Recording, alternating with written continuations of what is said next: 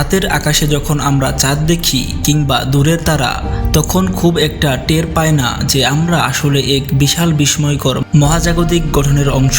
এই গঠনকে আমরা বলি সৌরজগৎ, যার কেন্দ্রে রয়েছে এক অগ্নিময় জ্বলন্ত নক্ষত্র সূর্য। সূর্যকে ঘিরে ঘুরছে নানা গ্রহ, উপগ্রহ, গ্রহাণু, ধূমকেতু এবং আরও অনেক কিছুর সমন্বয়ে গঠিত আমাদের সৌরজগৎ যেন এক সুসজ্জিত মহাজাগতিক পরিবার। সূর্য হচ্ছে এই গোটা সিস্টেমের হৃদয়।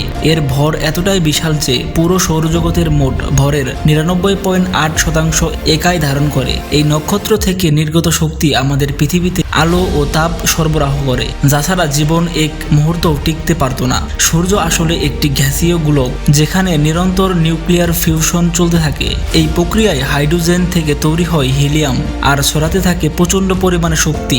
সূর্য থেকে ক্রমান্বয়ে দূরত্ব অনুযায়ী গ্রহগুলো হলো বুধ, শুক্র, পৃথিবী, মঙ্গল, বৃহস্পতি, শনি, ইউরেনাস এবং নেপচুন। প্রথম 4টি গ্রহ বুধ থেকে মঙ্গল পর্যন্ত তাদের কঠিন পাথরের গঠন এবং তুলনামূলকভাবে ছোট আকারের জন্য পরিচিত। এগুলোকেই টেরেস্ট্রিয়াল প্ল্যানেট বলা হয়। অপরদিকে বৃহস্পতি থেকে নেপচুন, এই গ্রহগুলো গ্যাসীয় এবং বরফের মিশ্রণে গঠিত। এদের বলা হয় জায়ান্ট প্ল্যানেট।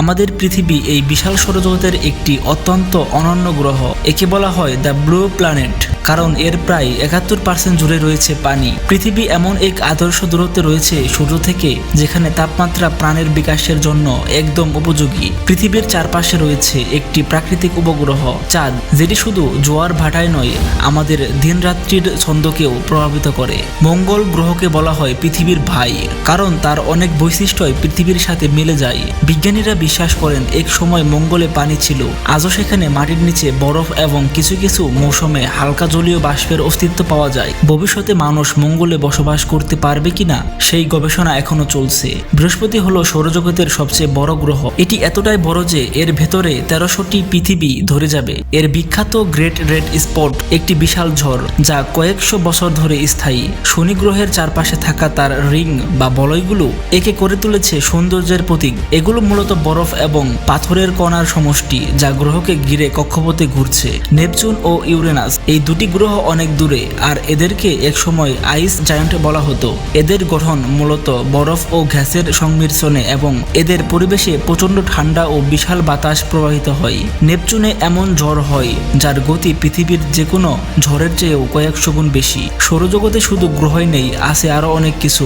অ্যাস্টেরয়েড বেল্ট বা গ্রহাণু অঞ্চলে লক্ষ লক্ষ ছোট ছোট শিলা ভাসমান রয়েছে। প্লুটো সহ কিছু বস্তুকে বামন গ্রহ বলা হয়, কারণ এগুলোর আকার ছোট এবং এরা গ্রহের মতো হলেও পূর্ণ গ্রহের সংজ্ঞা পূরণ করে না। ধূমকেতু বা কমেট হচ্ছে বরফ, ধুলা আর গ্যাসের মিশ্রণে তৈরি এক ধরনের মহাজাগতিক বস্তু যা যখন সূর্যের কাছাকাছি আসে তখন এর গ্যাসগুলো বাষ্প হয়ে এক বিস্ময়কর লেজ সৃষ্টি করে।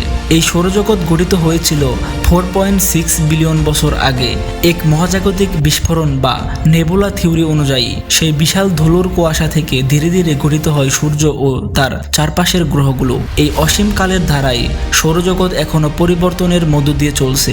নতুন উপগ্রহ আবিষ্কৃত হচ্ছে, ধূমকেতুর গতিপথ ট্র্যাক করা হচ্ছে এবং মানুষ আরো দূরে পা বাড়ানোর পরিকল্পনা করছে।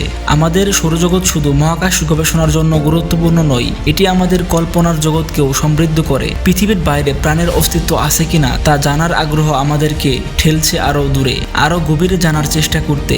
হয়তো একদিন আমরা সৌরজগৎ পেরিয়ে অন্য নক্ষত্রপুঞ্জেও ছুটে যাব, কিন্তু আজ আমাদের সৌরজগতই আমাদের কল্পনার সবচেয়ে কাছের ও বাস্তব নক্ষত্র রাজ্য।